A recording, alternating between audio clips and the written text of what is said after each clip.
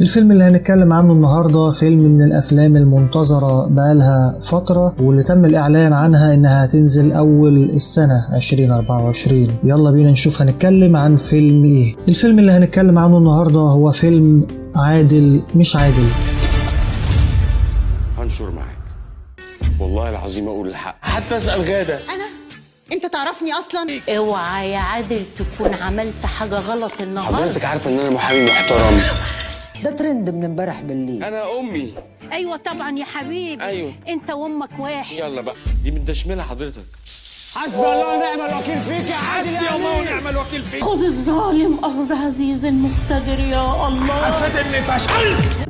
انا غاده صحفيه وانت عادل، مش كده؟ عندك جثه في بيتك وهربان بقالك شويه. ساعدني يا عادل. انت جاي تنام في اهم حته. حرام عليك.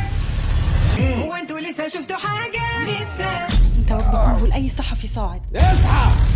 لو فكرك انك تستغلني انسى. قرب مني كويس اوعى تبربش. ممكن صوره مع النجمه قبل ما تقتلها؟ بطاقته مكان الجريمة يا فندم. كل دول اعدائك؟ بالهبل. هنشر معاك. أعلنت الشركة المنتجة لفيلم عادل مش عادل اللي بيقوم ببطولته أحمد الفيشاوي عن طرحه خلال الأيام المقبلة عشان ينافس في موسم أجازة منتصف العام 2024، حيث تم الانتهاء من تصوير الفيلم بالكامل من شهرين وبقى جاهز للعرض. بتدور أحداث الفيلم في إطار كوميدي حوالين شاب اسمه عادل الأمين اللي بيعيش وحياته بتتخبط وبيعجب بفتاة حقيقتها مخيفة، وده بيوقعه في متاعب كبيرة، ودايما بيبقى في ظل مطاردته من قبل الصحفية غادة اللي طبعا تم إعجابه بيها، اللي ما بتهتمش غير بالحصول على الأخبار المشوقة. فيلم عادل مش عادل من بطولة أحمد الفيشاوي وشيري عادل ومحمود البزاوي ودينا ومحمد رضوان وبدرية طلبة، والأول مرة هتشارك في الفيلم المطربة نوال صاحبة أغنية مخصماك اللي كسرت الدنيا. الفيلم قصة وسيناريو وحوار أدهم سعيد وحسام كمال، ومن إخراج المخرج أحمد يسري، وبيجسد أحمد الفيشاوي خلال أحداث الفيلم شخصية محامي بيواجه العديد من المشاكل في حياته وبيحاول حلها، وده كله في إطار كوميدي. الشركة المنتجة كانت قررت إن هي تلغي العرض الخاص للفيلم، وإنها تتبرع بجميع تكاليف العرض لصالح أهالي غزة، وإنه هيتم الاكتفاء بإن هم هيعملوا مؤتمر صحفي بس بفندق من الفنادق الكبرى مع عدد من الصحفيين والإعلاميين للحديث حوالين الفيلم مع أبطال العمل. وظهر الفنان أحمد الفيشاوي بشكل مختلف على الأفيش الدعائي، وتفاعل الجمهور معاه على صفحات مواقع التواصل الاجتماعي نظرا لوجود اختلاف عن اللي قدمه في الفترة الأخيرة. وبيسجل أحمد الفيشاوي فيلم عادل مش عادل التعاون الثالث مع المخرج أحمد يسري بعد ما نجحوا في فيلم ريتسا. أنا ولا هند رستم. عارفه البحر ده كان بتاعي انا وجدتي بيتزا. طب أسألك سؤال، أي راجل بيعرف أي ست ليه؟ عمري ما كنت اتخيل ان احنا ممكن نوصل للنقطة دي. أنا معرفش بقى إيه الدوافع اللي خليته يروح لها، لسه ما قررتش. كانت بتقولي إن الست ما تبقاش ست غير لما تحب بحر.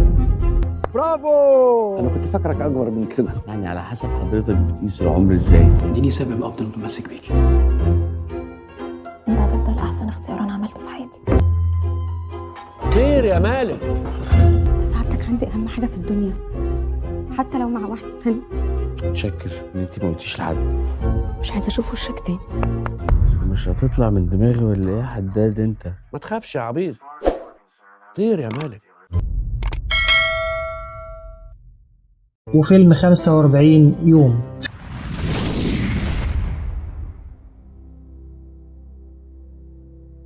بذمتك انت فاكر نفسك راجل؟ ده انت حتى مش عارف تبقى فاشل. لو كان ليك أي مشكلة معايا بلاش أحمد يكون طرف فيها. دي قضية رأي عام، يعني مش عايزين الموضوع يطول. الساعة دي تلف لفة كاملة هكون عندي. اوعى تفتكر إن كل مرة كنت بتخدني فيها ما كنتش بعرف. اللي وحشني بجد إن أسمع منك حكايتك بالتفصيل.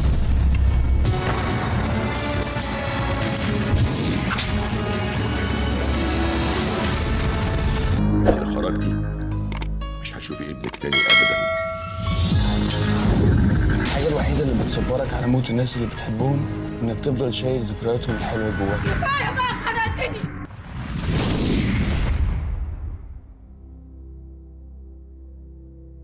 فيلم عادل مش عادل من بطولة أحمد الفيشاوي وشيري عادل ومحمود البزاوي ودينا ومحمد رضوان وبدرية طلبة. فيلم عادل مش عادل من قصة وسيناريو وحوار أدهم سعيد وحسام كمال، ومن إخراج المخرج أحمد يسري.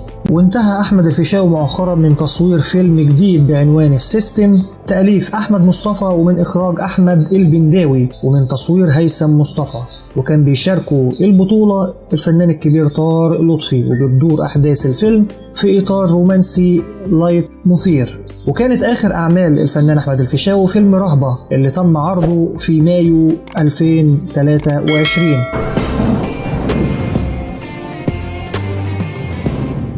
انا عمري ما كنت وحش مع حد.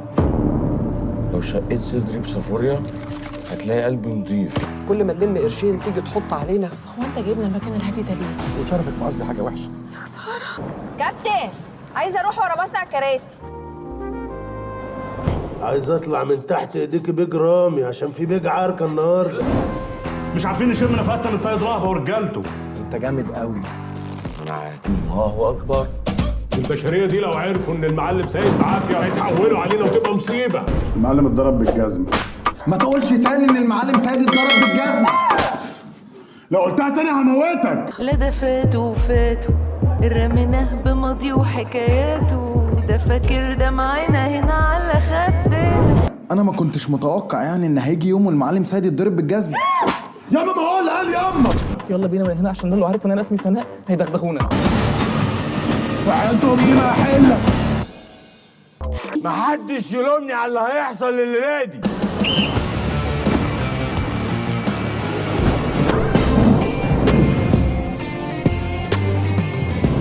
وكان من قصة وسيناريو وحوار محمد علام ومن إخراج رضا عبد الخالق، وكان من بطولة أحمد الفيشاوي ونسرين أمين. وظهر أحمد الفيشاوي فيه بشخصية شاب من منطقة شعبية اسمه سيد، وبيخاف منه الجميع وبيمر بالعديد من الأزمات والمشاكل مع أهل المنطقة. وبكده نكون خلصنا كلامنا عن الفيلم اللي كنا بنتكلم عنه النهاردة. لو عجبك الفيديو اضغط لايك وسبسكرايب وفعل زر الجرس عشان يوصلك كل جديد بنقدمه. كان معاكم أحمد محمود، قناة ترند. شكرا يا شباب.